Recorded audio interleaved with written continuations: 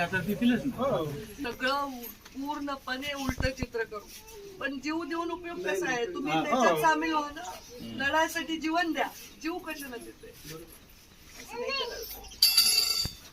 माझे बाबा काय म्हणली, दादा बाबा काय म्हणली, मला माहित नाही काय बोलू मी. त्या लेकरांनी काय करायचं?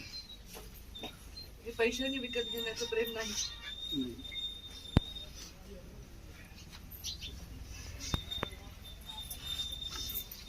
वाचायला खूप प्रयत्न केले.